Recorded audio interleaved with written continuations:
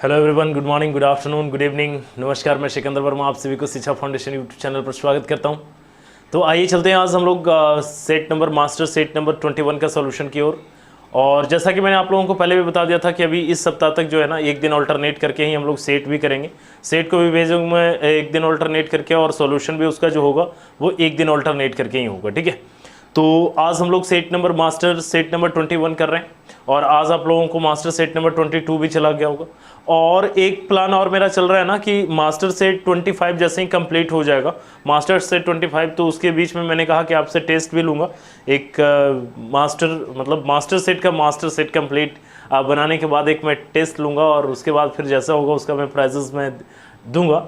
और इसके अलावे उसके बाद जैसे ही 25 तक कंप्लीट हो जाएगा, तो ऐसा नहीं कि मैं मास्टर सेट बंद कर रहा हूँ, अब मास्टर सेट होगा बट वो एक ही दिन में होगा, यानी कि सप्ताह का कोई एक दिन होगा, और वो डेली यानी कि हर एक 3 दिन पे तो जाएगा ही जाएगा। मास्टर सेट जाएंगे हर एक दिन के बीच होकर के मास्टर सेट आपको जाएगा, आप सॉल्यूशन करिए। उसमें वैसे क्वेश्चंस को मैं सॉल्यूशन करूंगा जो क्वेश्चंस हार्ड होगा, जिसका मेरे पास रिक्वायरमेंट आएगा। जैसे जो लोग भी बोलेंगे सर मेरे को ये वाला क्वेश्चंस नहीं बना, या मेरा वो नहीं बना, मेरा वो नहीं बना, जिसका जितना भी होगा, अगर मान लीजिए 3 सेट अगर हमने भेजा है और 3 सेट में से अगर मान लीजिए रिक्वायरमेंट है कि 10 क्वेश्चन हमें बनाने, तो 10 क्वेश्चन में बना करके दे दूंगा। ठीक है, बस इतनी सी बात है। चूँकि उसके बाद में एक एडवांस का बैच स्टार्ट करने जा रहा हूँ, going to start advance batch, but that will be the paid batch. वो फ्री वाला बैच नहीं होगा, वो पेड होगी। वो भी जीमेल पे जैसे फाउंडेशन की बैच का जा रहा है, वो जीमेल पे जाएगा। वो सारा चीज़ जो है ना उसमें भी सब कुछ आपको फैसिलिटीज़ मिलेंगी, तो वो सारी चीज़ें होंगी। तो वो मैं स्टार्ट करने वाला हूँ। जो लोग भी अगर प्रिपरेशन करने हैं और चाह रहे हैं कि हमारा एडवांस बढ़िया हो, तो वो दे कैन ज्वाइन में। ठीक है, वो लोग ज्वाइन कर सकते हैं। तो चलिए आज हम लोग स्टार्ट करते हैं, और आज जो है हम लोग कर रहे हैं सेट नंबर 21। जी देखिए, आज मैं लिख देता हूँ मास्टर सेट नंबर 21, राइट। चलिए अब देखिए question number master set number 21 का क्वेश्चन नंबर 1 जो दिया हुआ है, कह रहे corners are cut off from an equilateral triangle. एक इक्विलेटरल ट्रायंगल है, एक इक्विलेटरल ट्रायंगल है भाई, मान लेते हैं ABC। ठीक है, और इसका जो पूरा नाम दे दिया T। इसका क्वेश्चन नंबर 1 है ना, ये क्वेश्चन नंबर 1 है। इसमें कह रहा है कि corners are cut from an equilateral triangle T to produce a regular hexagon H। इसको इस ट्रायंगल का नाम इन्होंने दे दिया T, और इस ट्रायंगल का नाम क्या है, T है। ठीक है, और इसमें से एक हेक्सागोन, रेगुलर हेक्सागोन काटा जाता है। तो रेगुलर हेक्सागोन काटा जाता है इस, यहाँ से देखिए, अगर यहाँ से मैं कट कर दूँ, यहाँ से अगर मैं कट कर दूँ, और यहाँ से अगर मैं कट कर दूँ, चूँकि इसके कॉर्नर से काट करके एक रेगुलर हेक्सागोन बनाया जा रहा है।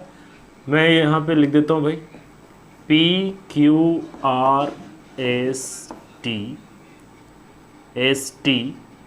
ठीक है, ये जो बनाया गया, this is the PQRSTU, this is regular hexagon, यानी कि ये और ये इक्वल है। ठीक है, इतना सा बात हम लोग जानते हैं। अच्छा, एक चीज, अगर ये इक्विलेटरल ट्रायंगल था तो ये वाला एंगल 60 डिग्री होगा, ये भी 60 डिग्री होगा, और उसी तरीके से ये भी कितना होगा, 60 डिग्री होगा। अच्छा, अब ये 60 डिग्री होगा, तो अब एक बात आप समझिए कि ये वाला जो, चूंकि रेगुलर हेक्सागोन है, तो ये अपने पास कितना हो जाएगा, 120 डिग्री रेगुलर हेक्सागोन में, इसका जो इंटरनल एंगल होता है सारा। और तो ये अपने पास कितना हो जाएगा, 60 डिग्री। अगर ये 60 डिग्री है तो ये भी कितना डिग्री होगा भाई, 60 डिग्री है। ठीक है, तो अगर ये 60 डिग्री, ये भी 60 डिग्री, तो ये एक इक्विलेटरल ट्रायंगल बन गया। यानी कि जितना ये वाला साइड है उतना ही ये वाला साइड है, क्या, जितना ये साइड है उतना ही ये साइड है। यानी कि ये और ये वाला जो था ये इक्वल था इसके। ठीक है, UT जो था इक्वल था TS के, तो जो हमारे पास BT है वो भी हमारे पास TS के इक्वल हो जाएगा। ठीक है, और इधर भी अगर हम लोग देखेंगे तो इधर भी वही बात हो जाएगी, चूंकि ये पूरा 120 डिग्री हो जाएगा, और ये भी अपने पास 60 डिग्री हो जाएगा, और ये भी कितना हो जाएगा, 60 डिग्री हो जाएगा। ये अपने पास कितना, इसका सारा जो हो जाएगा वो कितना होगा, 120 डिग्री होगा भाई, 120 डिग्री हो जाएगा। तो ये 60 डिग्री, तो यहाँ भी देखिए ये और ये क्या होगा, तीनों के तीनों इक्वल हो जाएंगे। तीनों अगर इक्वल हो जाएंगे तो ये भी और ये भी क्या होगा, आपस में इक्वल होगा। यानी कि ये जो अपने पास यहाँ पे आ गया कि BT is equal to TS is equal to SC। ठीक है, BT is equal to TS is equal to SC। यानी कि अगर हम पूरे को यहाँ से यहाँ तक को अगर हम A मान लेते हैं, तो अपने पास ये वाला जो साइड आ जाएगा वो कितना आ जाएगा a/3। यानी कि अगर ट्रायंगल का साइड अगर a है, ट्रायंगल का साइड अगर a है तो रेगुलर हेक्सागोन का जो साइड आ जाएगा वो कितना आ जाएगा a/3 हो जाएगा। अब क्वेश्चन में करा था कि जो h है यानी रेगुलर हेक्सागोन का एरिया और ट्रायंगल के एरिया का अनुपात बताना है। तो हम लोग जानते हैं यहाँ पे क्वेश्चन में जो पूछा जा रहा था वो ये पूछा जा रहा था कि area of regular hexagon is to area of triangle. ठीक है, ट्रायंगल जिसको कि यहाँ पे दिया हुआ था ये ये इसको h से डिनोट किया गया है और इसको t से डिनोट किया गया है। ठीक है, तो इसका एरिया हम लोग क्या जानते हैं, इसका हम लोग जानते हैं भाई कि √3/2 तो a² की जगह पे क्या होगा, इसका साइड कितना आ गया a/3, तो a/3 का होल स्क्वायर इज टू, हम लोग यहाँ पे देखेंगे यहाँ एरिया ऑफ ट्रायंगल क्या होता है, equilateral triangle. This is the equilateral triangle, ध्यान रखिएगा this is equilateral triangle already दिया हुआ था और रेगुलर हेक्सागोन के बारे में बात हो रही थी। तो ये क्या हो जाएगा √3/4a²। ठीक है, चूंकि हम लोगों ने इसका a लिया भाई, तो अब अपने पास यहाँ से देखिए जब हम लोग कैलकुलेट करेंगे तो ये 2 से तो ये चला जाएगा 2 नीचे √3 से ये √3 कैंसिल हो गया। ठीक है, अब यहाँ पे जब हम लोग करेंगे तो a²/9 आ जाएगा। इसको मैं यहाँ पे कर देता हूँ, तो यहाँ पे क्या आ जाएगा 3a²/9 इज टू a²/2। ठीक है, तो यहाँ से देखिए a² से a² कैंसिल, 3 से काटेंगे 3 3 जो यानी 1/3 इज टू 1/2। तो इसको जब हम लोग कैलकुलेट करेंगे तो अपने पास कितना आ जाएगा, सॉरी 3 नहीं 2:3 तो जिन लोगों का भी 2:3 आ रहा था वो उनका बिल्कुल सही आंसर। तो इसका जो रेशियो होगा वो होगा 2:3। जिन लोगों का भी 2:3 आ रहा है वो बिल्कुल सही आंसर जी। चलिए देख लीजिए, चलिए आगे बढ़ते हैं नेक्स्ट क्वेश्चन की तरफ। क्वेश्चन नंबर 2 जी, देखिए क्वेश्चन नंबर 2 आपके स्क्रीन पे भाई।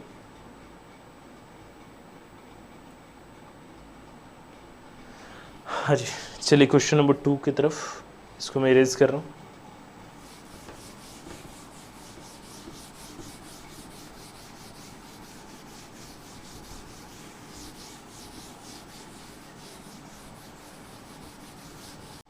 जी चलिए क्वेश्चन नंबर 2 देखिए आप, कह रहा है कि 24 man can do a piece of work in 17 days. अगर 24 आदमी जो है ना, 24 मैन जो है किसी काम को कितने दिनों में कर सकता है, 17 डेज में कर सकते हैं। ठीक है, अब आगे फिर क्या करा, ब्लाइंड मेथड से डायरेक्ट बना लेना हम लोगों को भाई। How many man will be able to do this work in 51 days. Very simple, 51 days में इसको कंप्लीट करना है। कितने लगेंगे भाई, तो यहाँ पे देखिए 17 × 51, 3 से काटेंगे 3 × 8 = 24, यानी ये कितना हो गया 8, यानी 8 days is the right answer. 8 जिन लोगों का भी, sorry 8 man is the right answer. जिन लोगों का भी 8 मैन आ रहा है बिल्कुल आसान सा आंसर। ठीक है जी, बहुत ही आसान सा क्वेश्चन था। चलिए आगे बढ़ते हैं नेक्स्ट क्वेश्चन नंबर 3 की तरफ। देखिए क्वेश्चन नंबर 2 में देखिए क्या करा है, कह रहा है इन ए साइक्लिक क्वाड्रिलेटरल ABCD, एक साइक्लिक क्वाड्रिलेटरल है ABCD। साइक्लिक क्वाड्रिलेटरल एक ऐसा क्वाड्रिलेटरल जो एक सर्कल के अंदर बनाया जाता है, या आप कहें कि उसके बाहर से हम लोग क्या कर सकते हैं, एक सर्कल खींच सकते हैं। ठीक है, एक साइक्लिक क्वाड्रिलेटरल है ABCD, A B C और D। ठीक है, इसके बाद कह रहा है कि AB is extended two point X, AB को X पॉइंट तक एक्सटेंड किया गया है, इसको आगे बढ़ाया गया X पॉइंट तक। ठीक है, X पॉइंट तक एक्सटेंड किया कि if angle XBC is equal to 82 degree, XBC is equal to 82 degree, यानी कि ये वाला जो एंगल दिया हुआ अपने पास, ये दिया हुआ 82 डिग्री। ठीक है, आगे बढ़ते हैं। फिर आगे क्या कर रहा है, and angle ADB is equal to 47 degree. Angle ADB यानी यहाँ से इसको मिला दीजिए, और ये जो दिया हुआ अपने पास, ये दिया हुआ 47 डिग्री। ठीक है जी, चलिए आगे बढ़ते हैं।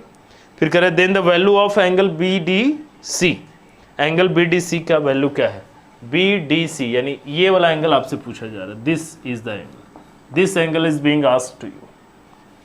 ये एंगल पूछा जा रहा है। तो एक चीज हम लोगों को मालूम है भाई कि यहाँ पे ये वाला जो एंगल होगा, ये वाला जो एंगल होगा, चूंकि पूरा 180 डिग्री होगा, चूंकि सेम लाइन अगर 180 डिग्री अगर होगा तो यहाँ पे ये वाला जो पूरा का पूरा एंगल होगा वो कितना हो जाएगा भाई, यहाँ पे हम लोग जान रहे हैं चूंकि अगर ये 80 रहता तो 100 डिग्री होता, 2 डिग्री ज़्यादा है तो ये 2 डिग्री कम होगा यानी कि 98 डिग्री, यानी ये जो होगा अपने पास कितना होगा 98 डिग्री।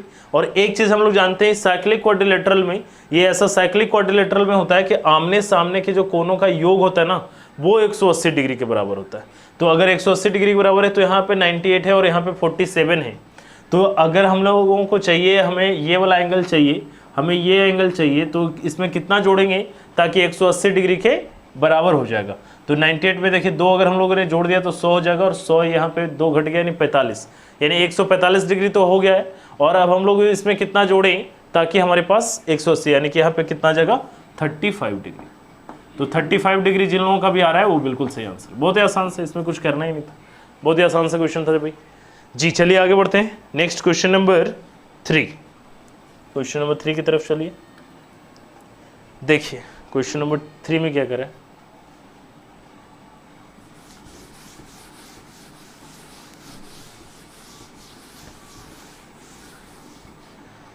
जी क्वेश्चन नंबर 3 कह रहा है train 110 metres long is running with a speed of 60 kilometre per hour. अब देखिए एक ट्रेन है भाई, और इसकी जो लंबाई दिया हुआ है वो लंबाई है 110 मीटर, 110 मीटर की लंबाई है और is running with a speed of 60 kilometre per our, और इसकी जो स्पीड है वो दिया हुआ 60 किलोमीटर पर आवर, kmph लिख दिया मैंने, 60 किलोमीटर प्रति घंटा, ठीक है। In what time will it passes a man who is running at 6 km per hour in the direction opposite to that in which the train is going?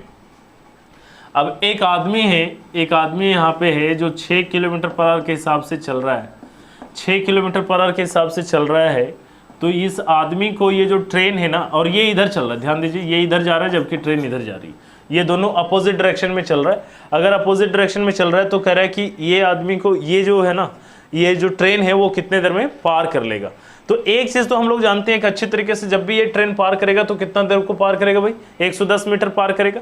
तो और 110 metre अगर पार, चूंकि आदमी को पार करना 110 मीटर लगेगा, दोनों से अपोजिट डायरेक्शन में अगर चल रहे हैं, अपोजिट डायरेक्शन में अगर चल रहे हैं तो हम लोग यही बात जानते हैं कि स्पीड क्या होगी, प्लस हो जाएगा। तो रिलेटिव स्पीड अपने पास, यानी कि इसको जो टाइम लगेगा, टाइम टेकन टू पास क्या हो जाएगा भाई, 110 मीटर था, 110 मीटर है ना, अपॉन में, चूंकि डिस्टेंस अपॉन में ये स्पीड होगा तो स्पीड क्या हो जाएगी 60 प्लस 6 यानी कि 66 किलोमीटर पर आवर। अब 66 किलोमीटर पर आवर को अगर हमको मीटर पर सेकेंड में बदलना है तो ये बात भी हमें मालूम होना चाहिए। क्या करेंगे, नीचे 5 से गुना और ऊपर में 18 से गुना, ठीक है। अब अगर हम लोग ये बात करेंगे तो अब देखिए यहाँ से काट सकते हैं, 22 पचे 110, 22 तिया 66, 5 से 5 कट गया, 3 से काटेंगे, 3 से 18, यानी कि कितना लगेगा भाई 6 सेकेंड। तो 6 सेकेंड जिन लोगों का भी आंसर आ रहा है वो बिल्कुल सही आंसर है जी, बिल्कुल 100%। चलिए आगे बढ़ते जी। अच्छा ये वाला क्वेश्चन जो है ना 4 नंबर है ना, और इसके पहले जो क्वेश्चन था वो 3 नंबर था, वो मिस हो गया, ठीक है। तो ये 4 नंबर है, 2 बार मैंने 2 बोल दिया, ठीक है। तो ये क्वेश्चन नंबर 4 है। तो चलिए अब आगे बढ़ते हैं क्वेश्चन नंबर 5 की तरफ जी।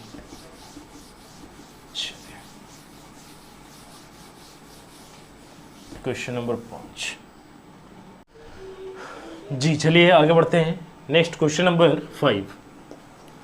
क्वेश्चन नंबर 5 में देखिए क्या करा है कि if P Q and P R be the 2 tangents to a circle with centre O, एक सर्कल बताए बने हुए पहले, और कह रहा है P Q and P are है ना, तो एक कोई पॉइंट होगा पी, पी से क्यू पे, क्यू और पी से आर पे है ना, यहाँ पे आर, ठीक है, ये P है, और यहाँ पे कह रहा है कि Q P R is equal to 120 degree, Q P R is equal to कितना है 120 degree, this is 120 degree, right.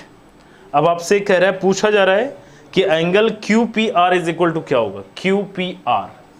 अच्छा क्यू पी आर, यहाँ पे देखिए इसको पहले मिला लीजिए,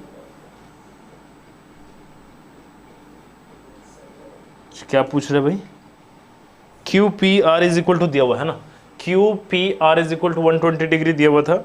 आपसे पूछ रहा है P O Q is equal to what, P, अच्छा सेंटर यहाँ पे सेंटर कितना है, ओ है, तो पी ओ क्यू यानी ये वाला एंगल आपसे पूछा जा रहा है, दिस एंगल व्हाट।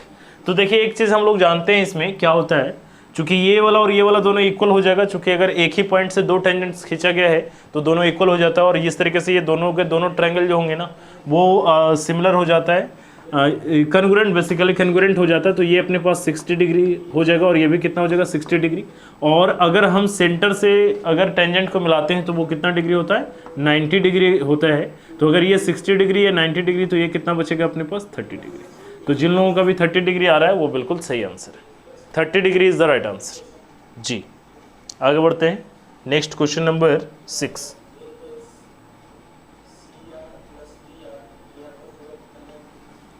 चलिए क्वेश्चन नंबर 6 की तरफ।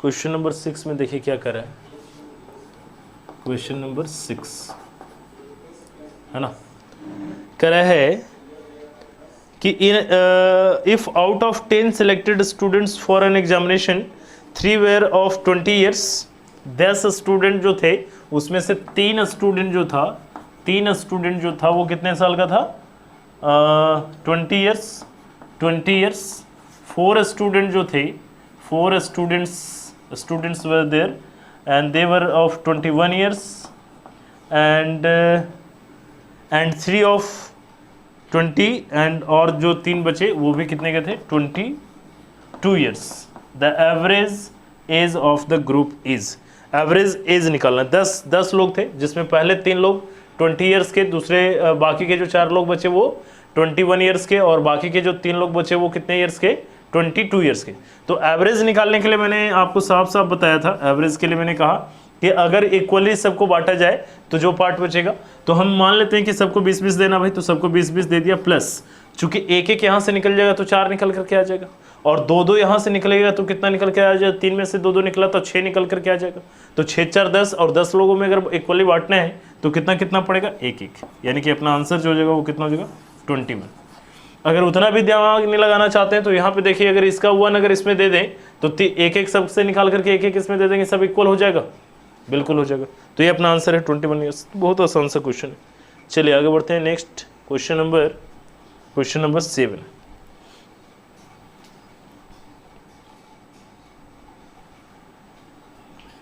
चलिए क्वेश्चन नंबर 7।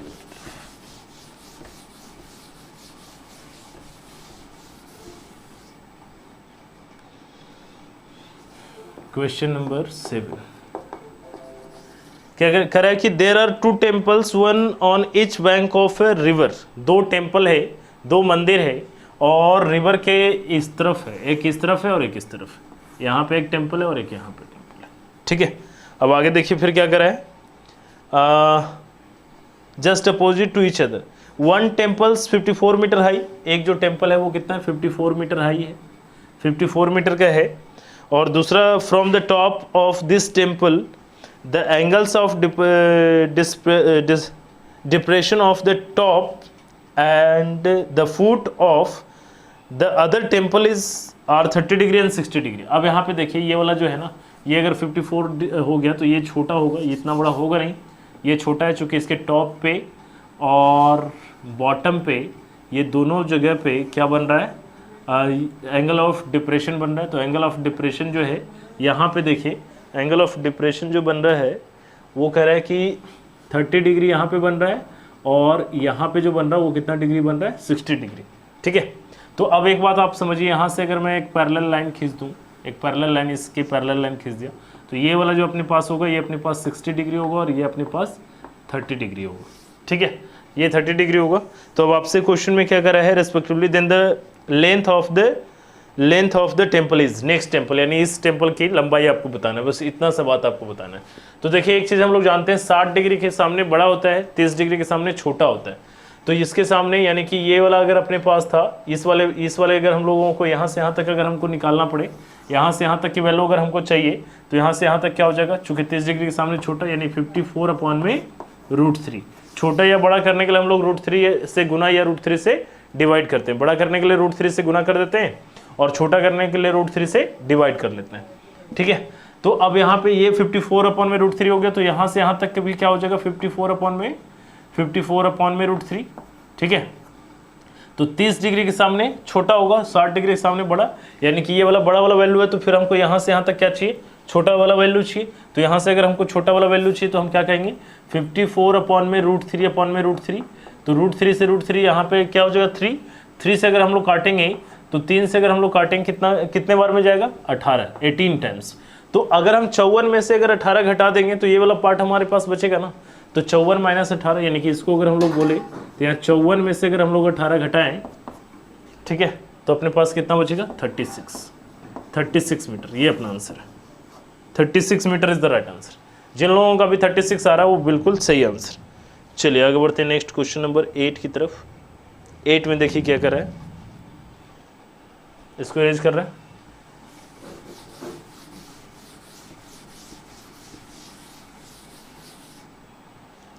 क्वेश्चन नंबर 8, हाँ जी देखिए क्वेश्चन नंबर 8 में कह रहा है कि if goods be purchased for ₹450 and 1/3 sold at a loss of 10%। Goods जो है ना 450 रुपये में खरीदा गया, 450 रुपये में खरीदे, और 1/3 को हम लोगों ने क्या किया 10% के लॉस पे बेचा है, 10% के लॉस पे बेचा, राइट, 10% के लॉस पे बेच रहे हैं। At what gain percent should the remainder be sold so as to gain 20% on the 20% gain in the whole transaction. अब देखिए यहाँ पे ध्यान दीजिए, अब हमें यहाँ पे ओवरऑल क्या चाहिए 20% प्रॉफिट चाहिए होल ट्रांजेक्शन में, प्रॉफिट, ठीक है। तो एक बात आपको पता होना चाहिए, एक चीज़, इससे हमको कोई लेना देना नहीं, ये जो 450 दिया ना ये सिर्फ आपको उलझाने के लिए दिया है, आपके दिमाग में ये सब कुछ करने की कोई ज़रूरत नहीं है। सीधे आप क्या करेंगे सर 1/3 अगर यहाँ पे है तो ओवरऑल अगर हम लोग निकालेंगे तो ओवरऑल यहाँ पे जो आ जाएगा वो कितना आ जाएगा 10/3%, ठीक है। अब यहाँ पे एक बात देखिए, अब यहाँ पे बचा क्या इतना 2/3, तो 2/3 जो बचा 2/3 में हम कितना से मल्टीप्लाई करें, तो सपोज करें कि अगर हम 1 से मल्टीप्लाई करते हैं तो यहाँ पे कितना वैल्यू आएगी, यहाँ पे कितना वैल्यू आएगा, ताकि जब हम लोग कैलकुलेट करेंगे तो यहाँ पे 20% आना चाहिए। तो ज़्यादा 20% से ज़्यादा प्रॉफिट होगा तभी तो हम इतना घटाएंगे, तो इतना आना चाहिए क्या, यानी कि 20 + 10/3, यानी यहाँ पे जो वैल्यू आएगा वो कितना आ जाएगा 20 + 10/3%, ठीक है।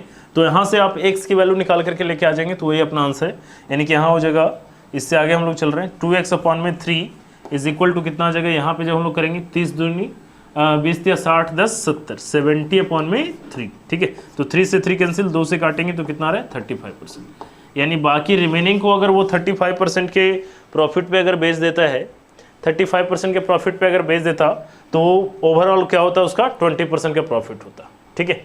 ओवरऑल उसका 20% का प्रॉफिट होता, ठीक है। ये वाला पार्ट अभी तुरंत हम लोग कल परसों में पढ़े थे, पूरा डिटेल से मैंने बताया था ऐसा क्यों होता है नहीं होता है, ये अभी फाउंडेशन बैच में 2 दिन पहले हम लोगों ने पढ़ा है, ठीक है। तो जो लोग उन्होंने पढ़ा हुआ है तो उनको पता है, वैसे आप लोग भी जो लोग पढ़े हैं तो आपको मालूम होगा ये बात। इस 450 से आपको कोई लेने देने नहीं था। चलिए आगे बढ़ते हैं next question number 9, question number 9 की तरफ चलिए जी। देखिए क्वेश्चन नंबर 9 में क्या कर रहा है,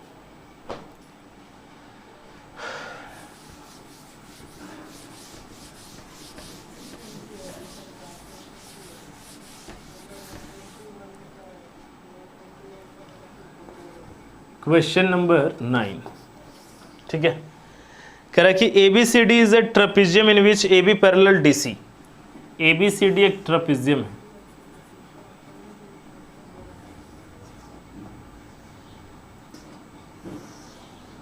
ठीक है, ABCD, ये और ये क्या है पैरेलल है।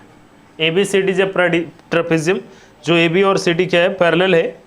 अब आगे क्या कर रहा है फिर देखिए, and its diagonal intersect at P, और इसके जो डायगोनल हैं, सॉरी डायगोनल बढ़िया से बना लीजिएगा, इसका डायगोनल जो है ना एक दूसरे को P पे इंटरसेक्ट करता है, यहाँ P पर इंटरसेक्ट करता है, ठीक है, P पर इंटरसेक्ट करता है भाई।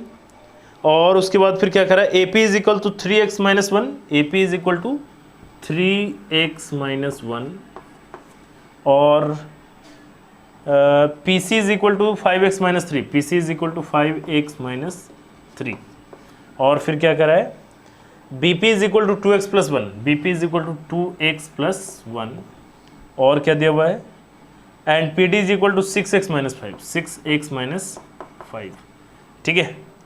Then the value of D B, then the value of D B, यानी कि यहाँ से यहाँ तक की वैल्यू आपको निकालना है, यहाँ से लेकर के आपको यहाँ तक की वैल्यू आपको बताना है कि क्या होगा। तो एक चीज़ हम लोग जानते हैं, एक बात हमेशा ध्यान रखिएगा, इसमें एक ये होता है कि ए पी अपॉन में P C is equal to P B upon में पी डी होता है, ठीक है। यानी कि इसमें एक होता है ए पी, यानी यहाँ से निकालेंगे तो ए पी अपॉन में P C is equal to P B upon में पी डी, ठीक है। ये चीज़ें होती हैं, ये बात होता है। तो यहाँ पे ए पी अपॉन में P C is equal to P B upon में पी डी होता है। तो अब यहाँ पे देखिए, अगर ये बात अगर हम लोग पुट कर दें, इस बात को अगर हम लोग पुट कर दें तो ए पी कितना दिया हुआ है, 3x माइनस 1 अपॉन में पी सी, पी सी यानी कि 5x minus 3 is equal to 5x minus 3 is equal to क्या हो गया, पी बी, पी बी यानी कि 2x plus 1, 2x plus 1 upon में 6x माइनस 5, 6x माइनस 5। जब आप इसको कैलकुलेट करेंगे तो अब आपके पास आंसर आ जाएगा। फिर भी मैं कर देता हूँ भाई, यहाँ पे जब हम लोग इसको इससे मल्टीप्लाई करेंगे तो अपने पास कितना आ जाएगा, 18x स्क्वायर, और 3 से करेंगे इसमें तो माइनस 15x, और माइनस 1 के माइनस 6x, और माइनस माइनस प्लस 5, ठीक है, इज इक्वल टू इसको इधर से करते हैं, 5 दूनी 10 x स्क्वायर, 5 से उसमें करेंगे प्लस 5x माइनस 6x और माइनस 3, ठीक है। अब सबको अगर हम एक तरफ लेकर के आ जाएं तो अपने पास कितना बचेगा, ये इधर लेकर के आएंगे तो कितना बचेगा, 8x स्क्वायर माइनस 15x, और इधर आ जाएगा तो अपने पास देखिए अब माइनस 15x और 6x, तो मिलकर के 15 और 6 21x 21, और 21 अगर ये इधर आएगा तो प्लस में, तो ये देखिए ये वाला और ये वाला इधर आकर के तो दोनों तरफ है, तो ये 6x यहाँ भी और 6x यहाँ भी कैंसिल हो गया भाई, आपको इससे कोई लेना देना नहीं था। ये प्लस में है, इधर आएगा तो माइनस में, यानी कि 20x, और ये इधर भी आएगा तो प्लस में, यानी कि प्लस 8 इज इक्वल टू कितना हो गया, 0, ठीक है। 4 से कट रहा है तो 4 से काट लीजिए, 2x square minus 5x plus 2 is equal to 0। तो यहाँ पे हम लोग क्या लिख सकते हैं, 2x square minus 4x minus x plus 2 is equal to 0। तो जब हम लोग 2x कॉमन ले लेंगे तो अपने पास क्या बचेगा, x माइनस 2 इंटू यहाँ पे अपने पास 1 कॉमन हो जाएगा, माइनस 1 कॉमन हो जाएगा तो क्या बचेगा, x माइनस 2, ठीक है, x माइनस 2। तो यहाँ से जो निकल करके आएगा या तो x इज इक्वल टू 2 आ जाएगा या तो x इज इक्वल टू 1/2 आ जाएगा, ठीक है। तो यहाँ पे देखिए x इज इक्वल टू, यहाँ से x is equal to x minus 2 is equal to क्या आ गया, 0, यहाँ पे लिखिए 0, है ना, और या तो अपने पास क्या आ जाएगा, 2x minus 1 is equal to 0। तो यहाँ से अपने पास क्या आ जाएगा, x इज इक्वल टू 2, या फिर अपने पास आ जाएगा x इज इक्वल टू 1/2, ठीक है। तो अब देखते हैं कि कौन सा वैल्यू पुट करने पे हमारे पास ऑप्शन किसका दिया हुआ भाई। तो ऑप्शन अगर हम लोग देखें तो यहाँ पे क्वेश्चन में ये पूछा जा रहा था कि इसकी लंबाई पूरा क्या होगा। तो यहाँ पे देखिए 6 और 2 8x, और यहाँ पे प्लस 1 था तो माइनस 4, यानी 8x माइनस 4 होगा। तो 8 इंटू 2 माइनस 4, जब आप इसको कट करेंगे तो अपने पास कितना आ रहा है, 12। तो ये अपना आंसर है, ठीक है, this is our answer.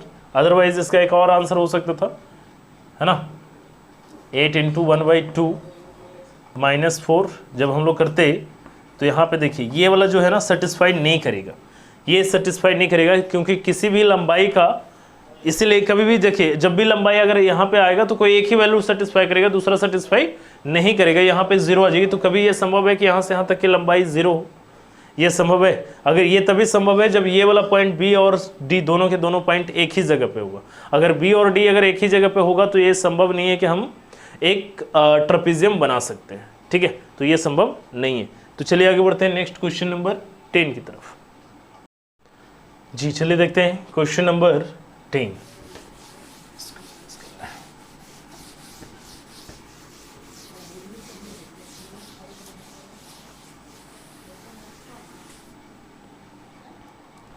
They question number 10 में क्या करा है, क्वेश्चन नंबर 10, ठीक है, चलिए मैं दूसरा ले लेता हूँ मार्कर, क्वेश्चन नंबर 10, राइट।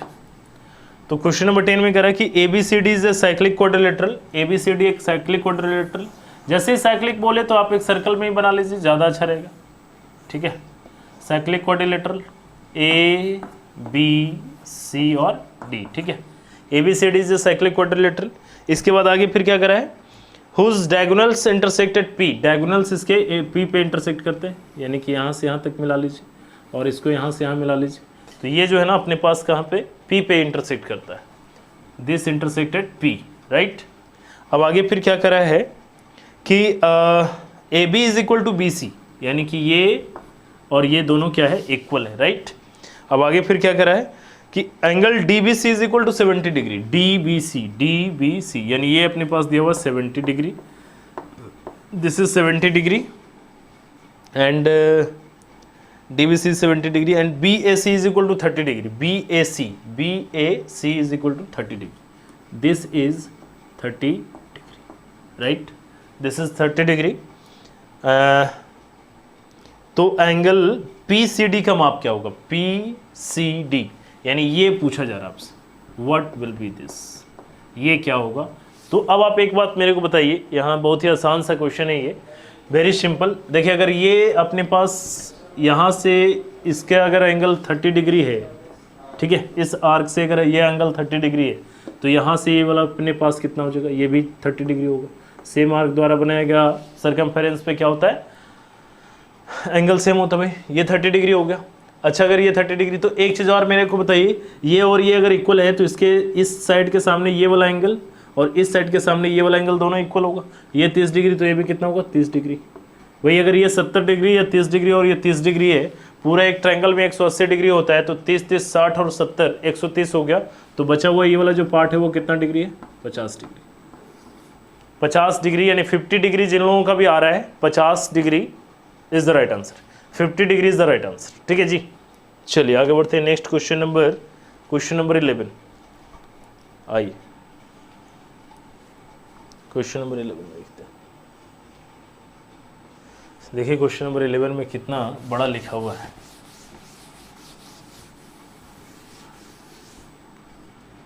जी देखिए क्वेश्चन नंबर 11, ठीक है जी।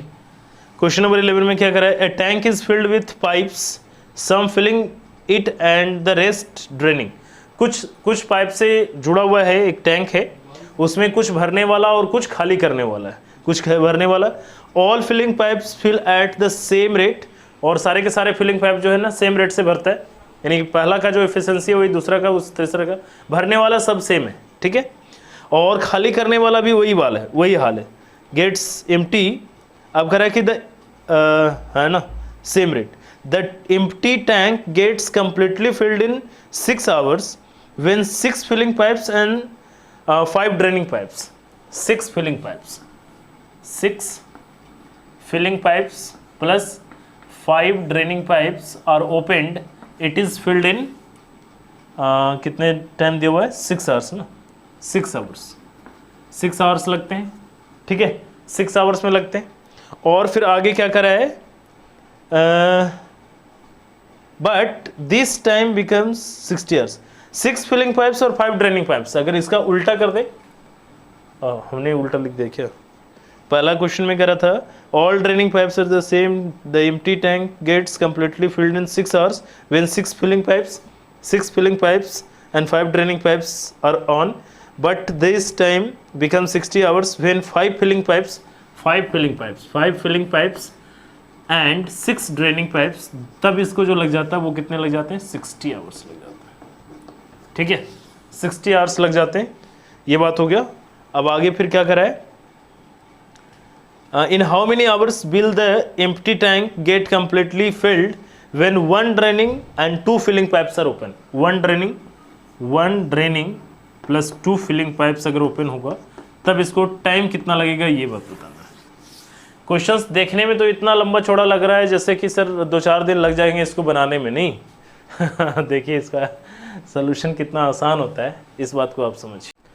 हाँ जी, देखिए तो मैंने कहा कि इस क्वेश्चंस को अगर मेरे टाइप से अगर बनाते हैं, अब आप क्या क्या कर रहे हैं मुझे नहीं मालूम, तो जो मैंने बताया है टाइम एंड वर्क पढ़ाने जब मैं पढ़ा रहा था तो मैंने दो बात कहा था। एक तो टोटल वर्क यूनिट हमें मालूम होना चाहिए, और पर डे वर्क यूनिट या पर आवर वर्क यूनिट या पर सेकेंड, जो कुछ भी एफिशिएंसी वो चीज़ों के हिसाब से करना है। तो यहाँ पे अगर हम टोटल वर्क यूनिट अगर हम लोग निकालें, टोटल वर्क यूनिट निकालें तो कितना आ जाएगा 60। पर आवर वर्क यूनिट की बात अगर हम लोग करेंगे तो कितना आ जाएगा 10 और ये 1, यानी कि ये 10 यूनिट पर आवर भर रहा है, जबकि ये कितना यूनिट भर रहा है 1 यूनिट भर रहा है। बस अब आपका ये इतना ही सब बात आपको समझना है। टोटल भरना कितना है 60 यूनिट काम करने हैं, जिसमें 10 यूनिट ये भरना है और 1 यूनिट ये भरा जा रहा है, ठीक है। तो अब यहाँ पे हो क्या रहा है, यहाँ पे 6 फिलिंग पाइप से और 5 ड्रेनिंग पाइप से, यहाँ पे 6 फिलिंग पाइप से और 5 ड्रेनिंग पाइप से, तो ऐसा काम हो रहा है। अगर मान लीजिए मैं थोड़ी देर के लिए ये कहता हूँ, और ये तो हम लोगों को निकालना है, इसको भी थोड़ा देर इरेज करिए। अगर मैं ये कह रहा हूँ कि भाई आप क्या करिए ना, सबको एक साथ चला दो, तो सबको एक साथ चलाएंगे तो कितना हो जाएगा 11 फिलिंग पाइप हो जाएगा, और यहाँ पे 11 ड्रेनिंग पाइप हो जाएंगे। अगर 11 फिलिंग पाइप और 11 ड्रेनिंग पाइप होगा तो कितना यूनिट काम करेगा, 10 और 1 मिलकर के कितना यूनिट होगा, 11 यूनिट के काम करेगा भाई। इतना यूनिट पर आवर, यहाँ पे इतना यूनिट पर आवर के हिसाब से हो रहा है, तो इतना यूनिट क्या हो जाएगा पर आवर, ठीक है। यानी 11 यूनिट पर आवर के हिसाब से काम होगा। यानी कि अगर 11 फिलिंग पाइप और 11 ड्रेनिंग पाइप अगर हम लोग खोल देते हैं तो 11 यूनिट पर आवर के हिसाब से काम होगा भाई। इसका मतलब ये हुआ कि एक ड्रेनिंग पाइप, अगर हम 11 कॉमन ले लें तो filling pipes plus draining pipes, एक फिलिंग पाइप्स कितना यूनिट काम करेगा भाई 11 यूनिट, तो 11 से 11 कैंसिल हो जाएगा, तो अपने पास क्या बचेगा, एक फिलिंग पाइप और एक ड्रेनिंग पाइप अगर हम लोग खोलते हैं, एक फिलिंग पाइप और एक ड्रेनिंग पाइप अगर हम लोग खोलते हैं तो कितना यूनिट भरेगा, 1 यूनिट भरेगा, 1 यूनिट। बस इतना सा बात आप समझिए, बस बात को समझना है। 1 यूनिट अगर हम लोग खोल रहे हैं, एक फिलिंग पाइप और एक ड्रेनिंग पाइप खोल रहे हैं, तो भर कितना रहा है, 1 यूनिट भर रहा है, ठीक है, 1 यूनिट के हिसाब से भर रहा है। तो अब आप यहाँ पे देखिए, ध्यान दीजिए, अब हमें चाहिए फिलिंग पाइप का एफिशिएंसी और जो ड्रेनिंग पाइप है ना इसका एफिशिएंसी चाहिए, बस इतनी सी बात है। फिलिंग पाइप का एफिशिएंसी चाहिए और ड्रेनिंग पाइप का एफिशिएंसी चाहिए। तो एक एक अगर हम लोग जब खोल रहे हैं तो कितना यूनिट भर रहा है, 1 यूनिट भर रहा है। तो यहां से अगर हम लोग इसमें अगर हम 5-5 खोल दें तो क्या हम अगर यहाँ पे ऐसे लिखें कि F plus 5F plus 5D, तो ये वाला अगर हम लोग पार्ट करेंगे तो ये 5 यूनिट भरेगा भाई, ये 5 यूनिट भरेगा, 5 यूनिट भरना चाहिए इन दोनों के इसके हिसाब से 5 यूनिट भरना चाहिए।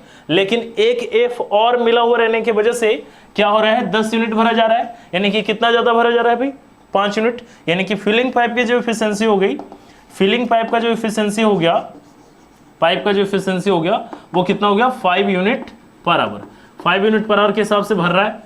यहां तक क्लियर है।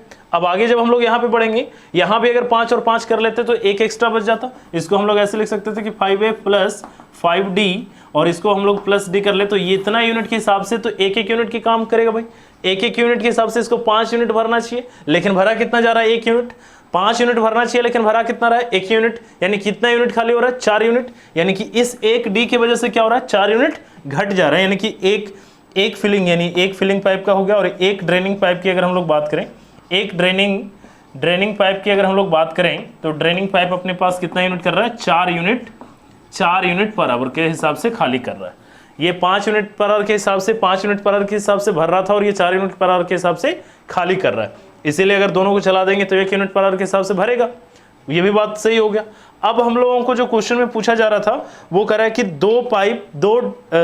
कितना था भाई, एक ड्रेनिंग पाइप और 2 फिलिंग पाइप, एक draining pipe plus 2 filling pipe के हिसाब से क्या भरेगा भाई। तो एक ड्रेनिंग पाइप का क्या एफिशिएंसी है, 4, यानी कि ये माइनस का 4 होगा, प्लस 2 फिलिंग पाइप्स यानी कि 2 × 5, यानी कि एफिशिएंसी कितनी आ जाएगी, -4 + 10, यानी कि कितने एफिशिएंसी के हिसाब से भरेगा, 6 यूनिट पर आवर, 6 यूनिट पर आवर के हिसाब से भरेगा। और इसको भरना कितना है, 60 यूनिट। इसको कितना यूनिट भरना है, 60।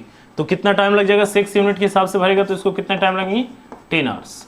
तो जिन लोगों का भी 10 आवर्स आ रहा है वो बिल्कुल सही आंसर है, 10 आवर्स। बहुत ही आसान है भाई। इतना सब कुछ जो मैंने अभी, इतना चूंकि हमें लिखना पड़ा ना, इतना सारा कुछ करना पड़ा, वैसे आप सोच करके बहुत ही आसान से बना सकते थे। चूंकि ऑलरेडी यहाँ पे कॉमन मिल रहा था और कॉमन मिल गया तो आपको ज़्यादा टेंशन लेने की ज़रूरत ही नहीं था। ठीक है जी, चलिए बाकी आप लोग क्या अपने रूल लगाया है, जो भी रूल लगाएंगे, लेकिन आंसर आपके पास 10 आवर्स ही आने वाला है। ठीक है, चलिए आगे बढ़ते हैं नेक्स्ट क्वेश्चन नंबर 12 की तरफ, है ना। क्वेश्चन नंबर 12, चलिए देखिए क्वेश्चन नंबर, इसको इरेज कर रहा हूँ भाई। अगर आपको नहीं समझ में आया तो एक बार जब वीडियो कंप्लीट हो जाएगा तो आप क्या करिए, फिर से आप उसको एक बार देख लीजिए, ठीक है। आपको चीज़ें समझ में आ जाएगी, नहीं आने का सवाल नहीं है, आसान सा क्वेश्चन है।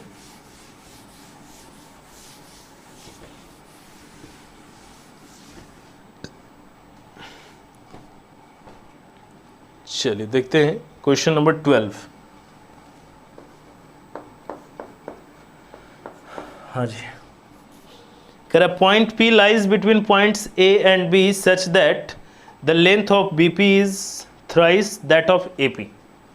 अब देखिए AB, यहाँ से हम लोगों ने एक AB बनाया और कह रहा P lies points A such that BP is thrice that of AP, है ना। AP ये थ्राइस है, यानी ये एक यूनिट है तो ये कितना है, 3, ठीक है। अगर ये एक यूनिट है तो इसका ये तिगुना है, थ्राइस से 3 गुना है। आगे बढ़ते हैं, that of AP, car 1 starts from A and moves towards B। Car 1, यहाँ से कार 1 निकलता है, कार 1 निकल करके जाता है और यहाँ से कार 2 निकल करके आता है, कार 2 निकल करके आता है, ठीक है। Simultaneously starts from B and moves, car 2 reaches P 1 hour after car 1 reaches, ठीक है। कार जो है ना 2 यहाँ पे पहुँचता है, कार 2 यहाँ पे जब पहुँचता है तो 1 घंटे के बाद, कार 1 के पहुँचने के 1 घंटे के बाद अगर ये H आवर्स लगाता है, H आवर्स लगाता है तो इसको कितना टाइम लग जाता है, H + 1 आवर्स, इसको H + 1 आवर्स लगते हैं, ठीक है। कार 2 को 1 घंटे के बाद पहुँच रहा है। चलिए आगे की फिर क्या करा है, 1 hours reaches P if the speed of car 2 is half that car 1। अगर कार 1 का जो स्पीड है, अब यहाँ पे देखिए स्पीड की बात कर रहे हैं, तो स्पीड कार का जो है, कार 1 का जो स्पीड है और कार 2 का जो स्पीड है, कार 2 का जो स्पीड है इसके आधा है, यानी कि अगर इसका स्पीड अगर मान लेते हैं कि 2 है तो इसका क्या हो जाएगा, 1 हो जाएगा, या इसका 1 मान लीजिए तो इसका 2 हो जाएगा, ठीक है। ये बात कर रहा है, if the speed of the car 2 is half that car of 1 then the time in minutes taken by car 1 in reaching P from A is। अब आपको बताना है कि कितना देर लगता है किसको, A को यहाँ तक पहुँचने में कितना टाइम लग रहा है, ये बात आपको बताना है जी। तो बताइए, बन गया जी। देखिए यहाँ पे क्या करेंगे हम लोग, इस बात को आप समझिए। वही ये क्वेश्चन में कहा हुआ था कि यहाँ से यहाँ तक की जो दूरी है और यहाँ से यहाँ तक की, इसका ये थ्राइस है, यानी कि अगर ये यहाँ से यहाँ तक 1 AP है तो यहाँ से यहाँ तक कितना हो जाएगा, 3 AP, है ना, 3 AP। अच्छा अब आप एक बात बताइए कि अगर हम यहाँ से अगर ये पहले कार 1 का स्पीड अगर हम लोग निकालें, कार 1 की अगर हम लोग स्पीड निकालेंगे तो क्या हो जाएगा, डिस्टेंस अपॉन में टाइम, यानी कि डिस्टेंस कितना चल रहा था AP और टाइम कितना चल रहा है, H इज इक्वल नहीं, ये स्पीड ऑफ कार 1 हो जाएगा भाई, स्पीड ऑफ कार 1 हो गया, और स्पीड ऑफ कार 2 की अगर हम लोग बात करेंगे तो क्या आ जाएगा, 3P अपॉन में H + 1, ठीक है। तो ये आ जाएगा अपने पास स्पीड ऑफ कार 2, ये कार 2 का स्पीड है। तो अब एक बात देखिए, ध्यान दीजिए, ये वाला जो स्पीड है इस वाले स्पीड का आधा है, इस वाले स्पीड का आधा है, तो या तो हम लोग इसको अगर हम डबल कर दें तो ये दोनों का इक्वल हो जाएगा, या हम इसको अगर आधा कर दें तो इक्वल हो जाएगा। तो from equation first and second हम लोग क्या कर सकते हैं, देयरफॉर क्या हो जाएगा, यानी कि AP अपॉन में H इंटू 1/2, अगर इसको हम आधा कर दें तो इसके इक्वल हो जाएगा, यानी कि 3P अपॉन में H + 1। तो जब आप यहाँ से निकालेंगे तो अपने पास H इज इक्वल टू कितना आ जाएगा, चूँकि इसको यहाँ से यहाँ तक जाने में H आवर्स लग रहे थे, तो H इज इक्वल टू अगर आप इसको कैलकुलेट करेंगे तो अपने पास यहाँ पे जो आ जाएगा, देखिए AP H + 1 है ना, और उधर चला जाएगा तो अपने पास क्या हो जाएगा, 6 HP, 6H, सॉरी यहाँ पे AP है, HAP है ना, 6HAP। तो जब हम लोग यहाँ से देखिए निकालेंगे तो अपने पास कितना आ जाएगा, यहाँ से आ जाएगा APH + AP is equal to 6H AP। तो जब हम लोग इसको उधर लेकर के जाएंगे तो अपने पास कितना आ जाएगा 5APH is equal to AP। तो AP से AP कैंसिल हो गया, तो अपने पास बचा कितना H इज इक्वल टू कितना आ गया 1/5। H इज इक्वल टू कितना आ रहा है, नहीं दिख रहा है, चलिए मैं ऊपर लिख देता हूँ इसको। H इज इक्वल टू अपने पास कितना आ गया 1/5। तो 1/5 कहने का मतलब कितना आ जाएगा 1/, इतना आर्स आ गए, इतना आर्स, तो हम लोग क्या निकालेंगे 60/5 अगर हम लोग करेंगे तो अपने पास कितना आ जाएगा 12 मिनट। ठीक है, इतना सी बात है, इतनी सी बात आपको करना था। और इतना भी अगर आप नहीं करना चाहते थे तो इतना कुछ भी करने की कोई ज़रूरत नहीं था, सीधे आप क्या करते ना, आप अगर ये ऐसा भी करते, अगर इसी को अगर हम लोग मान लेते कि यहाँ से यहाँ तक ये x है तो ये कितना हो जाता 3x हो जाता भाई। ये अगर यहाँ से यहाँ तक ये x है और यहाँ से यहाँ तक ये क्या हो जाता 3x हो जाता। और इसकी स्पीड कितनी थी 2 है और इसकी स्पीड कितना है 1 यूनिट के हिसाब से।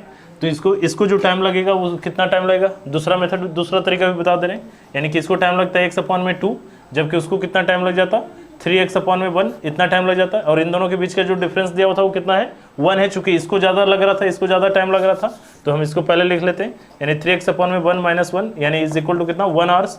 इतना घंटा चूंकि दोनों को आपको दिया हुआ था, तो यहाँ से x इज इक्वल टू हम लोग निकाल लेते, तो x इज इक्वल टू कितना आ जाता 5x इज इक्वल टू अपने पास, यहाँ पे देखिए 3 दूनी 6 और ये उधर चला जाता, तो अपने पास आ जाता 5x इज इक्वल टू अपने पास कितना आ रहा था 2। ठीक है, तो x इज इक्वल टू कितना आ गया 2/5।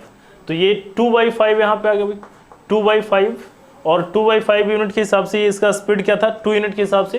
तो इसको जो टाइम लग जाता, टाइम जो लग जाता वो कितना लग जाता 2/5/2, तो 2 से कैंसिल हो जाता। इसको जब हम लोग काटते तो अपने पास फिर से 60 से गुना करना पड़ता, तो अपने पास कितना आ जाता 12 मिनट। ये अपना आंसर। आप ऐसे भी कर सकते थे, इतना कुछ आपको इतना सारा कुछ कैलकुलेशन करने की कोई ज़रूरत नहीं पड़ता। चलिए खैर, एनीवेज दोनों तरीके जानने चाहिए। आगे बढ़ते हैं नेक्स्ट क्वेश्चन की तरफ, क्वेश्चन नंबर 13 है ना जी। चलिए क्वेश्चन नंबर 13 की तरफ चलते हैं। क्वेश्चन नंबर 13 में देखिए क्या करा है, इसको रेज कर लीजिए पहले।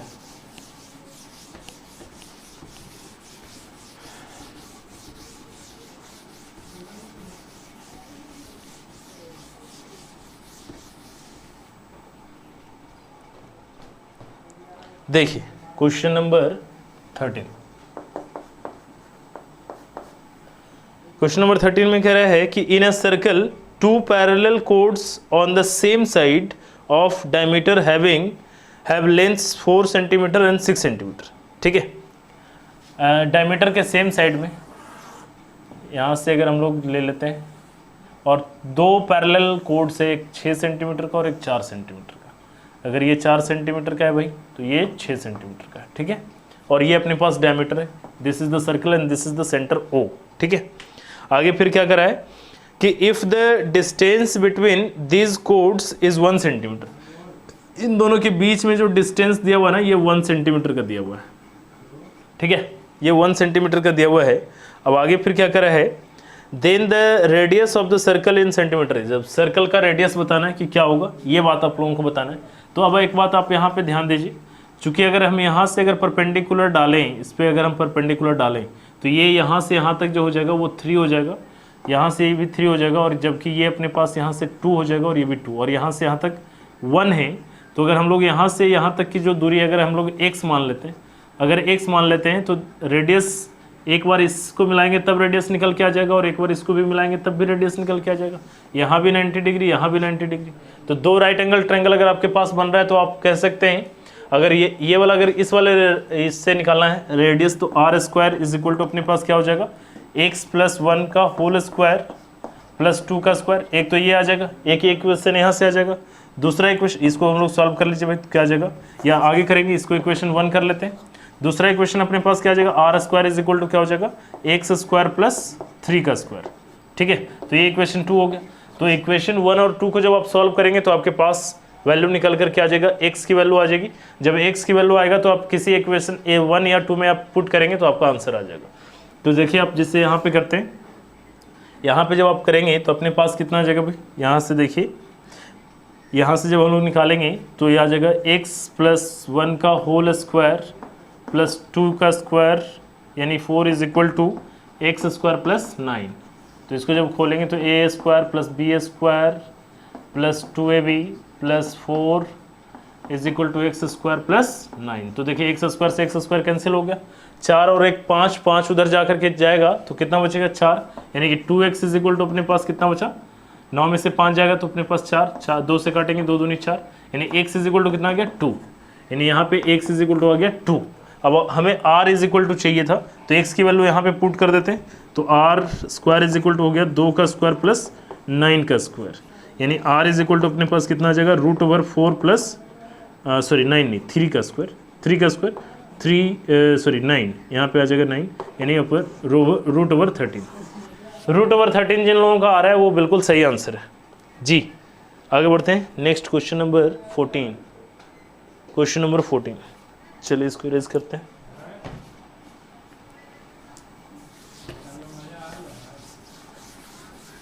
आज बेसिकली मैंने बहुत सारे क्वेश्चंस जो दिए हैं वो आपके कैट के प्रीवियस ईयर के क्वेश्चंस मैंने दिए हैं, 2018 और 2019 के जो क्वेश्चंस कैट में पूछा गया था उसी से है, ठीक है। A code of length 5 centimetre subtended an angle of 60 degree at the centre of circle, ठीक है। ये क्वेश्चन नंबर 14 है। क्वेश्चन नंबर 14 में एक सर्कल है भाई, और इस सर्कल में कह रहा है कि 5 सेंटीमीटर सबटेंडेड, एक कोड है 5 सेंटीमीटर का, एक कोड है 5 सेंटीमीटर का, और ये 60 डिग्री का एंगल सेंटर पे कितने डिग्री का बनाता है, 60 डिग्री का बनाता है। ये 60 डिग्री का एंगल बना रहा है, ठीक है, 60 डिग्री का एंगल बना रहा है। अब आगे फिर क्या कर रहा है, at the centre the length in centimetre of A code that subtends an angle of 120 degree at the centre, यानी कि इसका लेंथ आपको बताना है जो 120 डिग्री का एंगल यहाँ पे बनाएगा। यहाँ पे जो है ना 120 डिग्री का एंगल अगर बना दे तो इसी का आपको बताना है, इसी के बारे में आपको बताना है, ठीक है। इतना सा बात आपको बताना है कि इस वाले जो कोड का जो लंबाई, और यहाँ पे ये दिया हुआ था, ये अपने पास 5 सेंटीमीटर दिया हुआ है। तो आप एक बात मेरे को बताइए कि अगर ये 5 सेंटीमीटर, ये 60 सेंटीमीटर था तो ये भी 60 सेंटीमीटर होगा भाई, और ये भी 60 सेंटीमीटर होगा। क्यों? क्योंकि ये रेडियस है और ये रेडियस है, तो इसके सामने ये वाला एंगल और इसके सामने ये वाला एंगल इक्वल होगा, और पहले से ये 60 सेंटीमीटर दे वो बचा हुआ 120, तो दोनों को आधा करेंगे तो 60 सेंटीमीटर आ जाएगा। तो तीनों ये क्या हो गया, एक लेटरल ट्रायंगल हो गया, तो ये भी 5, ये भी 5, यानी ये भी 5 हो गया भाई, और यहाँ पे ये भी रेडियस है तो ये भी कितना होगा 5, और ये भी कितना होगा 5, ठीक है। इतना सा बात है। अगर ये 5 है और ये 5 है तो हम लोगों को अब हमें चाहिए यहाँ पे कितना डिग्री का एंगल बना रहा है, ये हम लोगों को चाहिए, यही ना, सॉरी क्वेश्चन नहीं, यहाँ पे दिया हुआ 120 डिग्री का एंगल दिया हुआ, दिस इज ये 120 डिग्री बना रहा है, 120 डिग्री बना रहा है, ठीक है। तब आपसे कह रहा है फाइंड द लेंथ ऑफ, अच्छा ये कोड का, ये जो बड़ा वाला जो कोड बनाया हम लोगों ने, बड़ा वाला जो कोड बनाया है इसका आपको लेंथ जी। तो इसमें हम लोग क्या करेंगे, साइन रूल लगा लेते हैं, बहुत ही आसान है भाई। तो इसका हम लोग कुछ मान लेते हैं, यहाँ पे O है, यहाँ P और Q, ठीक है, ये भी कुछ भी मान लेते हैं। तो हम लोग क्या कर सकते हैं कि 5/, अच्छा ये पूरा अगर 120 डिग्री है तो ये कितना बचेगा भाई, ये 30 डिग्री, और ये भी कितना होगा 30 डिग्री, यानी कि 5/, में sin 30 डिग्री बराबर हो जाएगा अपने पास PQ/, में sin 120 डिग्री। ये हम लोग जानते हैं साइन रूल से, ठीक है। 30 डिग्री के सामने कितना है 5, और 120 डिग्री के सामने क्या है PQ, तो बस इसको निकाल लेना है।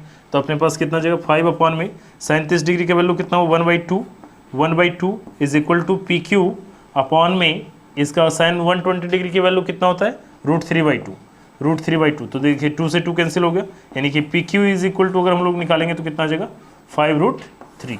ये अपना आंसर है, ठीक है। चलिए आगे बढ़ते हैं नेक्स्ट क्वेश्चन की तरफ, क्वेश्चन नंबर 15 जी। चलिए आगे बढ़ते हैं क्वेश्चन नंबर 15।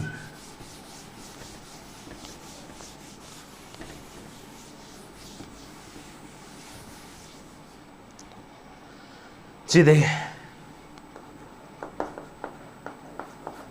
क्वेश्चन नंबर 15 में क्या कर रहा है, Ramesh and Ganesh can together can complete a work in 16 days. Ramesh और गणेश मिलकर के किसी काम को 16 दिन में कंप्लीट कर लेता है।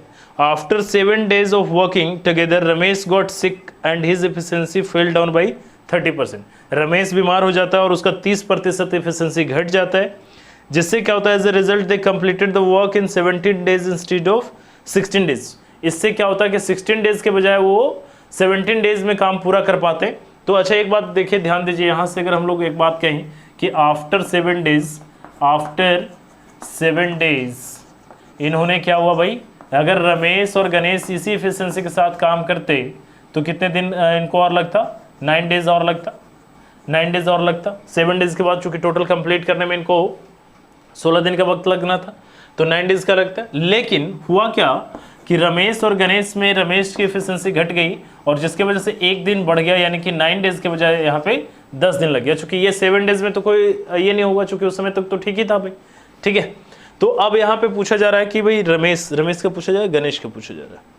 फिर कह रहा है कि if Ganesh had worked alone, ठीक है, रमेश बीमार हुआ था भाई, और गणेश अगर अकेले काम करेगा तो उसको कितना समय लगेगा, ये बात आपको निकालना, ठीक है। तो देखिए यहाँ पे हम लोग एक बात करेंगे, टोटल वर्क यूनिट अगर हम लोग निकालें तो कितना आ जाएगा 90, और पर डे वर्क यूनिट अगर हम लोग निकालें तो कितना आ जाएगा 10 और 9, ठीक है। 10 और 9 अगर आ गया तो अब आप यहाँ पे देखिए, ध्यान दीजिए कि रमेश और गणेश जब एफिशिएंसी नहीं घटा था तब इसकी एफिशिएंसी कितना था, 10 यूनिट के हिसाब से काम कर रहा था। जब इसकी घट गया तो कितना हो गया भाई, 9 यूनिट के हिसाब से हो गया, यानी कि 30%, रमेश का 30% एफिशिएंसी, रमेश है ना, रमेश का 30% एफिशिएंसी इज इक्वल टू कितना यूनिट घट रहा है, 1 यूनिट घट रहा है। 30% घटने से कितना यूनिट घट गया, 1 यूनिट घट गया भाई। अगर तो 100% इसकी जो एफिशिएंसी होगी 100% इज इक्वल टू क्या होगा, यानी 1/30% इंटू 100%, यानी कि अगर हम लोग इसको कट करेंगे तो यहाँ से परसेंट कैंसिल, 0 से 0 कैंसिल, यानी इसकी एफिशिएंसी कितनी आ गई 10/3। अगर इसकी एफिशिएंसी 10/3 है तो गणेश की एफिशिएंसी क्या होगी भाई, क्योंकि दोनों की एफिशिएंसी मिला करके कितना आ रहा था 10, और इसकी एफिशिएंसी कितना आ गया 10/3, तो गणेश की एफिशिएंसी कितनी हो जाएगी 10 - 10/3। जब हम लोग करेंगे तो अपने पास कितना आ जाएगा 20/3, यानी कि गणेश की जो एफिशिएंसी आ गया वो कितना आ गया 20/3 आ गया। अगर 20/3 यूनिट आ गया तो अब हमें कह रहा है कि टोटल इसको जो है ना समय कितना लगेगा, जो रिमेनिंग वर्क था उसी को काम करना है। तो रिमेनिंग वर्क यही है हमारे पास, क्योंकि टोटल कह देता तो फिर टोटल एफिशिएंसी से हमको मल्टीप्लाई करना पड़ता, लेकिन रिमेनिंग वर्क के बारे में कह रहा है कि if Ganesh had worked alone after Ramesh got sick, Ramesh के बीमार होने के बाद अगर गणेश काम क्या होता है तो उसको और कितना दिन लग जाता, तो time taken by Ganesh after got ये तो कितना हो जाएगा 90/20/3, तो 3 ऊपर चला जाएगा तो ये 0 से ये 0, और कितना आ गया 27/3, यानी कहने का मतलब 13.5 days. 13.5 days is the right answer. जिन लोगों का भी 13.5 डेज आ रहा है वो बिल्कुल सही आंसर है, जिन लोगों का भी 13.5 डेज आ रहा है बिल्कुल सही आंसर है। चलिए आगे बढ़ते हैं नेक्स्ट क्वेश्चन नंबर 16 की तरफ। जी देखिए क्वेश्चन नंबर 16 में क्या करा है,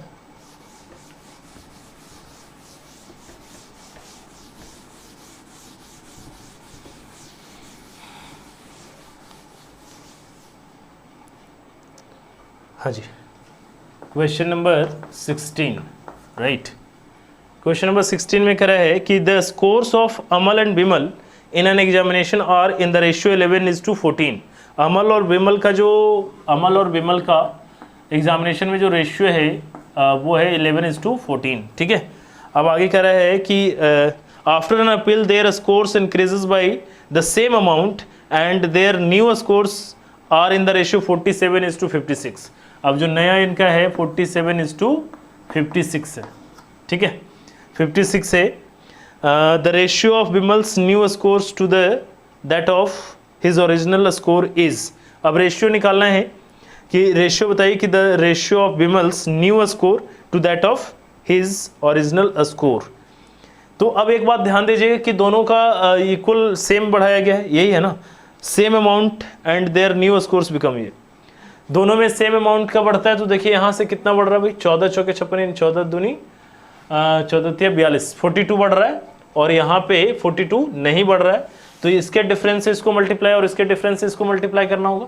तो इसको इसका कितना है 3 से, तो 3 से इसको मल्टीप्लाई कर दिए, और इसको जब हम लोग करेंगे तो यहाँ पे कितने का देखिए डिफरेंस आ रहा है 9 का डिफरेंस आ रहा है ना, तो 9 से हम लोग इसको मल्टीप्लाई कर लेते हैं, ठीक है। 9 से इसको अगर हम लोग मल्टीप्लाई कर ले तो अपने पास कितना आ जाएगा, और उतना भी नहीं अगर करना था तो अपने पास इसको सिर्फ सीधे 3 से मल्टीप्लाई करते तब भी आ जाता। चलिए खैर 11 9 जा 99, और 14 नमा 26 से 126। इसको जब हम लोग करेंगे तो 7 या 21, 4 या 12 और 2 14, 141। अनुपात यहाँ पे 6 या 18, 5 या 15 और 1 16। ठीक है, अब देखिए सही बढ़ रहा होगा भाई, यहाँ भी कितना बढ़ रहा है, यहाँ 42 बढ़ रहा है और यहाँ भी देखिए 42 बढ़ रहा है, यहाँ भी 42 बढ़ रहा है और यहाँ भी 42 बढ़ रहा है। अब क्या क्वेश्चन में कह रहा था कि the ratio of Bimal's new score, Bimal's का न्यू स्कोर कितना है 168 is to the ratio of Bimal's that of his original score. Original score कितना था 126। अगर इसका अगर हम लोग निकालेंगे तो अपने पास जो आ जाएगा, देखिए 14 से कट रहा है, 14 से कटना चाहिए, 14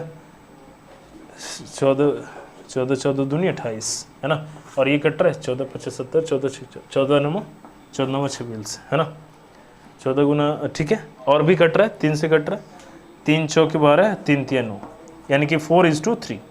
4:3 जिन लोगों का भी आंसर आ रहा है वो बिल्कुल सही आंसर है, 4:3 इज द राइट आंसर। इसमें जो आंसर आएगा वो आएगा 4:3 जी। चलिए अब आगे बढ़ते हैं नेक्स्ट क्वेश्चन नंबर 17 की तरफ। क्वेश्चन नंबर 17 देखिए क्या कर रहा है।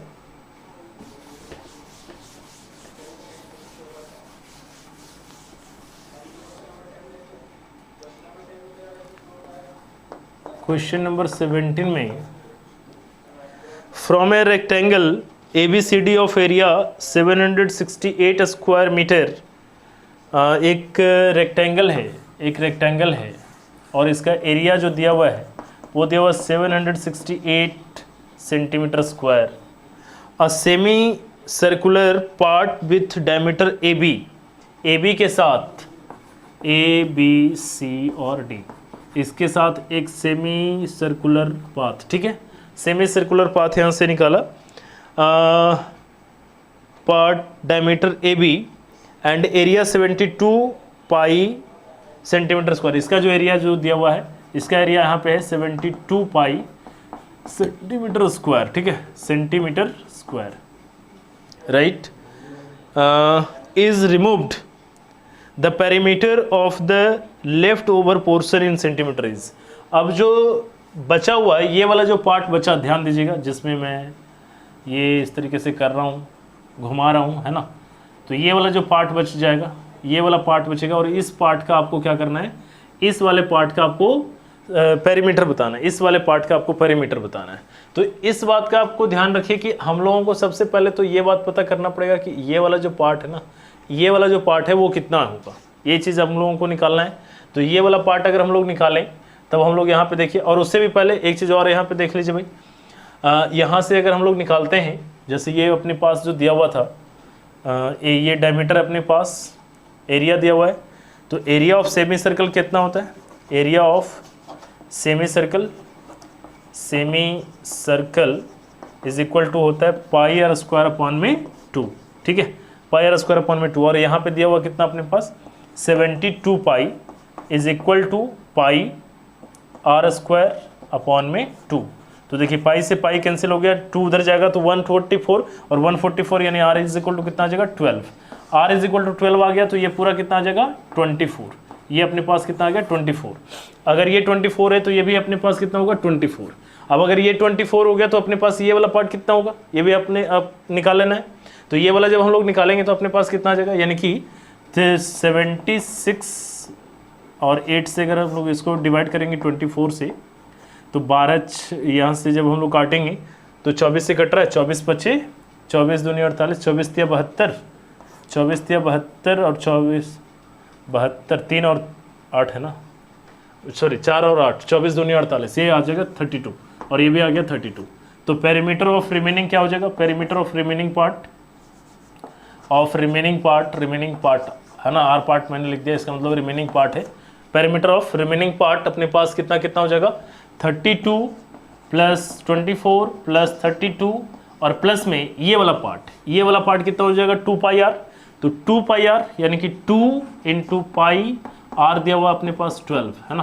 तो अब जब हम लोग जोड़ेंगे तो अपने पास कितना आ जाएगा, देखिए 32 दूनी 64, 64 और 4 68 और 20 98 है ना, 68 और 20 सॉरी 88 प्लस 12 दूनी 24 पाई 24 पाई। ऑप्शन में क्या दे रहा है 70 दे रहा आंसर ऑप्शन में 88 प्लस 12 पाई। अच्छा सॉरी, ये अपने पास जो था ये हाफ सर्कल है ना, हाफ सर्कल है तो अपने पास यहाँ पे क्या हो जाएगा 2 हो जाएगा, अपॉन में 2 कैंसिल हो जाएगा, तो अपने पास कितना बचेगा 12 पाई। यस राइट आंसर 88 अपॉन में 12 pi is the right answer. सही है, चूंकि पूरा सर्कल रहता तब तो 2 पाई आर लेते ना, तो सेमी सर्कल है तो पाई आर ही होगा, तो पाई आर होगा तो इसलिए अपने पास 2 यहाँ नहीं लिखना चाहिए था, तो इसलिए अपने अपॉन में 2 हो जाएगा। ठीक है, चलिए जी आगे बढ़ते हैं नेक्स्ट क्वेश्चन नंबर 18 की तरफ। Question number 18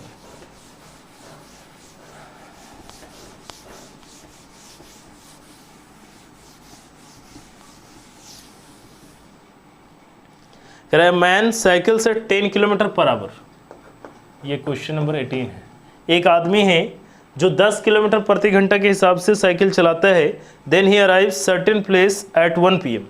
10 kilometre per hour के हिसाब से चलाता है और एक जगह पे यहाँ से 10 किलोमीटर पर आवर के हिसाब से चला और यहाँ पे 1 PM में पहुँच जाता है, 1 PM में पहुँचता है, 1 PM में पहुँचता है। अब आगे क्या करा है at 1 PM if he cycles at 15 kilometre per hour, लेकिन अगर वो 15 किलोमीटर पर आवर के हिसाब से अगर गाड़ी चलाता तब वो जो है 11 बजे पहुंच जाता है, 11 AM में ही पहुंच जाता है। ठीक है, 11 AM में ही पहुंच जाता है। सर्टेन डिस्टेंस की बात हो रही है। At what speed must he cycle to get there at noon. At noon करेंगे मतलब 12 PM में, 12 बजे पहुंचने के लिए। तो हम लोग जानते हैं कि स्पीड का जो रेशियो हो गया वो कितना है 10 से 15, तो टाइम का रेशियो क्या हो जाएगा 15 से 10, यानी कि अगर इसको काटेंगे 5 से 15, 5 दूनी 10, कितना कम आ रहा है 1, और यहाँ पे देखिए कितना कम आ रहा है 2 घंटा, यानी 1 यूनिट की वैल्यू कितना आ रहा है 2 आवर्स। 1 यूनिट की वैल्यू कितना आ रहा है 2 आवर्स, तो 3 यूनिट की वैल्यू कितना हो जाएगा, 3 यूनिट की वैल्यू अगर हम लोग बात करेंगे तो ये आ जाएगा अपने पास 6 आवर्स। ठीक है, 3 यूनिट की वैल्यू कितना हो गया 6 आवर्स, तो 6 आवर्स यानी 10 किलोमीटर पर आवर के हिसाब से अगर ये चल रहा था तो 6 आवर्स चल रहा है, तो इसको कितना किलोमीटर जा रहा है, यानी कि 60 किलोमीटर जा रहा है। लेकिन 60 किलोमीटर जा रहा है अगर, तो ये 6 घंटा में पहुंच रहा है। अगर इसको 5 घंटा में 60 किलोमीटर पर आवर, सॉरी 5 घंटा में अगर पहुंचना था तो इसका स्पीड क्या हो जाएगा 60 अपॉन में 5, यानी इसको जब हम लोग काटेंगे तो अपने पास कितना आ जाएगा 12 किलोमीटर पर आवर।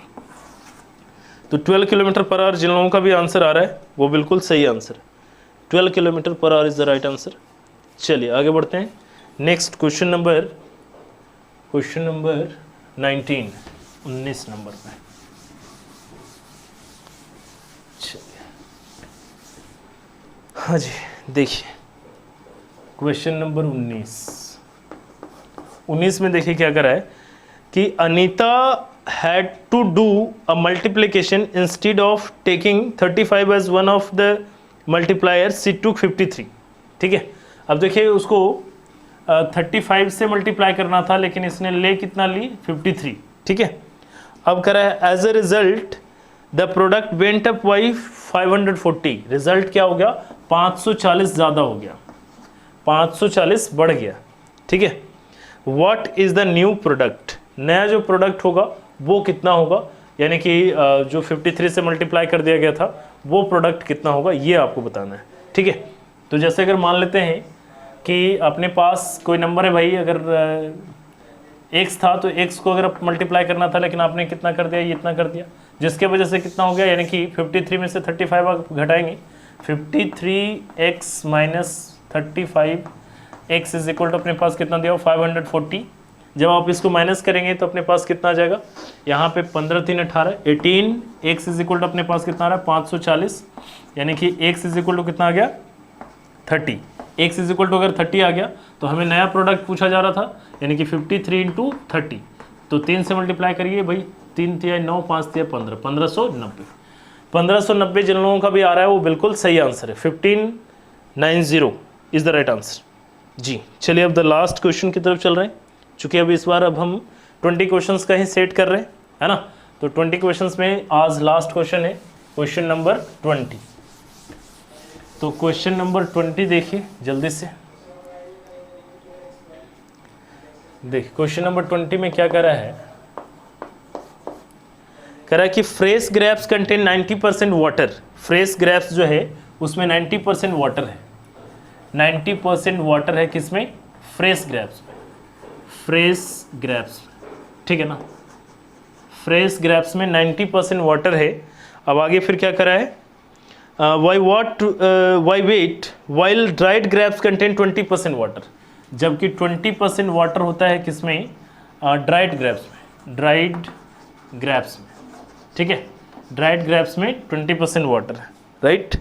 अब आगे क्या कर रहा है, आगे कह रहा है कि what is the weight of dry grapes available from 20 kg of fresh grapes.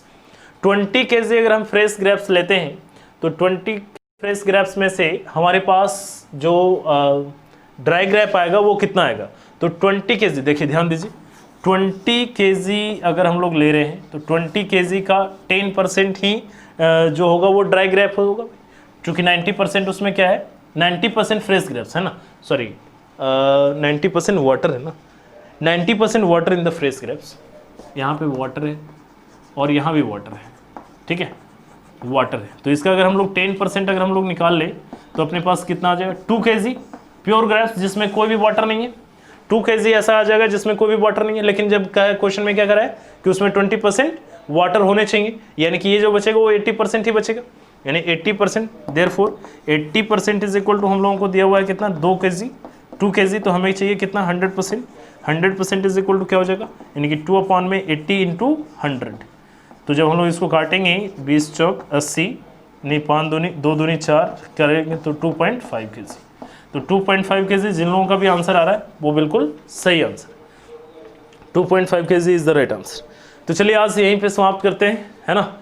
हाँ देखिए ऐसा नहीं है कि आज का सेट बहुत हार्ड था, ऐसा कुछ, हाँ देखिए थोड़ा सा अगर मेहनत आप नहीं करेंगे तब तो हार्ड तो थोड़ा लगेगा ही। आज बेसिकली मैंने कुछ questions previous year of CAT के मैंने उठाए थे, तो ज़रूरी है, चूँकि अगर इस लेवल का अगर हम प्रैक्टिस करते हैं और इस लेवल का अगर हम लोग क्वेश्चंस जल्दी से सॉल्व करके आते हैं तो आगे जो फिर जो क्वेश्चंस हम लोगों ने पीछे किया हुआ है तो वो तो और आसानी से हम लोग कर सकते हैं, है ना। हाँ लेकिन एक बात का ध्यान रहे ना, रेगुलर कंसिस्टेंसी बनी रहनी चाहिए, ये नहीं कि कभी ये छोड़ा और ये स्टार्ट कर दिया, वो छोड़ा वो स्टार्ट कर दिया, नहीं ऐसा नहीं करिए। आप एक जगह रहिए और एक जगह बैठ करके बढ़िया से पढ़िए, है ना। कभी यहाँ लग गए, कभी वहाँ लग गए, कभी उधर लग गए, कभी उधर कर रहे हैं, कभी उधर कर रहे हैं, ऐसे मत कीजिए। ऐसे करिएगा तो फिर क्या होगा ना, फिर कोई रिजल्ट नहीं आएगा बढ़िया, ठीक है। तो प्लीज़ अब मैं इतना कोशिश कर रहा हूँ मैं आपके लिए, आप देखिए एक बात तो है कि आप अगर 20% मेहनत कर रहे हैं ना तो 80% हम करके दे रहे हैं, 80% या 20% अगर आप कर ले तो 100% ऐसे ही हो जाएगा। इसीलिए प्लीज़ रेगुलर रहिए, कंसिस्टेंसी बना करके रखिए, ठीक है। तो अभी मैंने आज 22 सेट नंबर चला गया, इसके अलावा 3 सेट और जाएगा। 3 सेट जाने के बाद ये जो सॉल्यूशन है मैं इस तरीके से जो टोटल सॉल्यूशन करता हूँ ये सॉल्यूशन बंद कर दूंगा, मैं वही सॉल्यूशन करूंगा जो आपकी तरफ से रिक्वायर्ड होगा कि सर मुझे ये इसका सॉल्यूशन चाहिए, तो वो सॉल्यूशन मैं कर दूंगा। और बाकी जिन लोगों को हर एक जैसे जिसके लिए भी जो कुछ सॉल्यूशन चाहिए कि सर मेरे को ये सॉल्यूशन चाहिए, मेरे को वो चाहिए, मेरे को वो चाहिए, तो वो मैं कर दूंगा। और बाकी के ये तो जाता रहेगा। और फिर हम लोग वो स्टार्ट कर रहे हैं, एडवांस मैथ्स स्टार्ट करने वाला है, ठीक है। तो चलिए उसके लिए भी तैयार हो जाइए और आगे फिर हम लोग मिलते हैं नेक्स्ट क्लास में, नहीं कल के बाद, परसों। तब तक के लिए bye bye, have a nice day, good night.